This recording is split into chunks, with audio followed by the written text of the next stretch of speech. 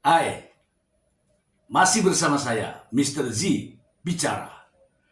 Tentu saja bicara tentang kebenaran berdasarkan fakta, data, dan realita. Teman-teman, seperti yang teman-teman ketahui semua bahwa Dr. Samira yang sedianya datang ke Polres Metro Jakarta Selatan tanggal 22 Januari 2025 ternyata memang ditepati. Namun kehadiran dari dokter Samira ini atau dokter detektif ini justru menimbulkan begitu banyak perhatian publik, termasuk para wartawan.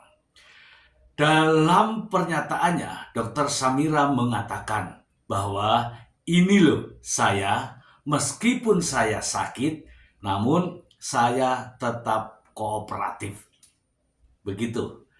Singkat kata, ini adalah bentuk apa yang ditampilkan oleh Dr. Samira ini adalah bentuk pelecehan menurut saya. Itu menurut saya, sekali lagi itu menurut saya. Namun ya, ada makna di balik sikap dan perilakunya ketika hadir di Polres Metro Jakarta Selatan. Dengan kehadirannya di Polres Metro Jakarta Selatan yang konon katanya memenuhi panggilan, justru nampaknya teman-teman ya, ini terbalik. Justru memperlihatkan dia bahwa dia sedang tidak ingin diperiksa karena kondisinya sedang sakit ya, dalam tanda kutip. Namun ingat, kali ini saya berpendapat bahwa apa yang dilakukan oleh Dr. Samira adalah bagian daripada obstruction of justice, yaitu cara menghalang-halangi proses penyidikan atau proses penegakan hukum. Mengapa? Ingat, Dr. Samira hadir di Polres Jakarta Selatan seharusnya adalah untuk diperiksa sebagai tersangka sesuai jadwal yang sudah ditentukan. Tetapi sehari sebelumnya Dr. Samira tampil di stasiun televisi CNN. Namun ketika hadir di Polres Metro Jakarta Selatan, Dr. Samira dengan tampilan yang sangat luar biasa mampu mempengaruhi penyidik Polres Metro Jakarta Selatan dengan kursi roda, dengan infus di tangannya, dan didorong oleh dua pelayannya. Ini sangat menarik ya. Saya kira untuk menggunakan kursi roda, untuk menggunakan infus dan sebagainya, apalagi didorong, itu juga ada tahapan-tahapannya. Mungkin Anda semua pernah merasakan yang namanya sakit. Dengan kehadiran Dr. Samira ke Polres Metro Jakarta Selatan itu, teman-teman, sudah masuk kategori obstruction of justice. Ingat ya teman-teman ya, di dunia penegakan hukum yang modern ini, tidak perlu obstruction of justice itu yang nampak secara langsung ya. Sebagaimana pernah Anda lihat pada kasus Verdi Sambo yang menghilangkan CCTV, disebutnya sebagai obstruction of justice.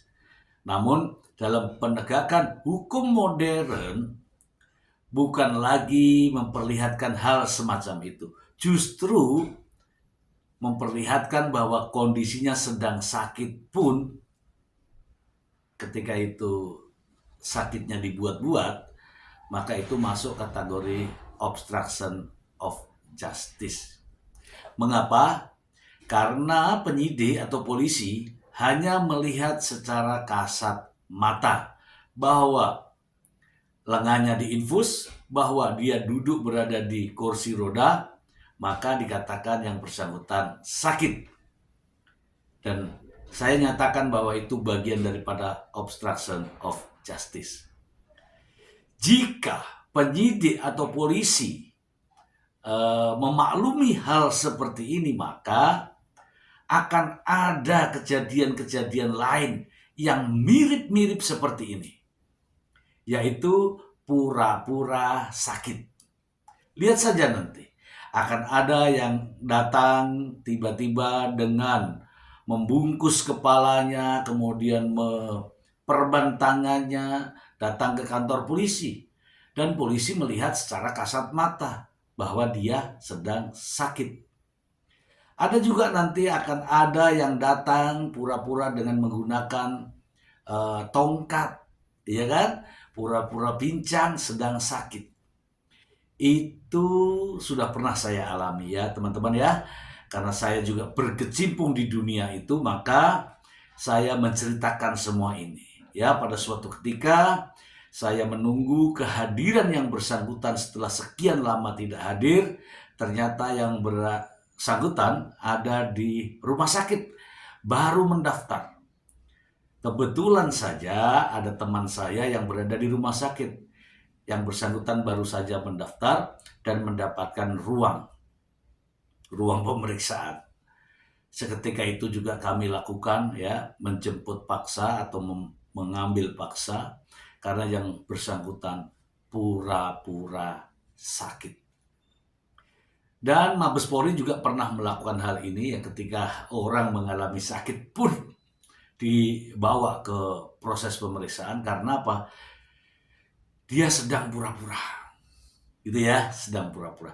Tentu saja ada prosedurnya, yaitu dengan menghadirkan atau mendatangkan ahli-ahli kesehatan dari kedokteran kepolisian agar menentukan apakah yang bersangkutan sakit, pura-pura sakit atau jakit, atau justru menguji kesabaran polisi.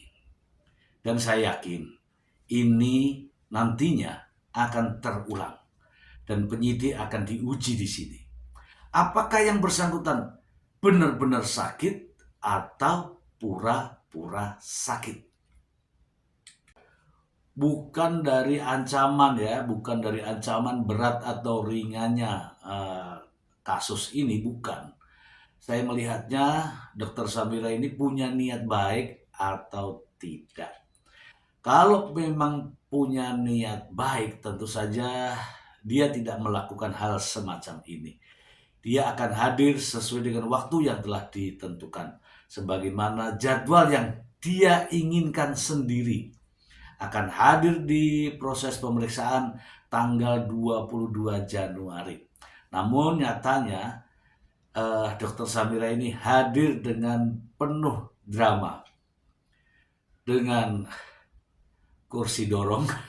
Kenapa nggak pakai ambulan sekalian? Bisa disewa itu ambulan ya, dengan kursi roda, kemudian dengan infus dan sebagainya. Ini akan ditiru oleh orang lain teman-teman. Ini akan ditiru dengan berbagai macam cara, dengan memberikan kain putih di kepala, kemudian dengan tongkat, ya kan?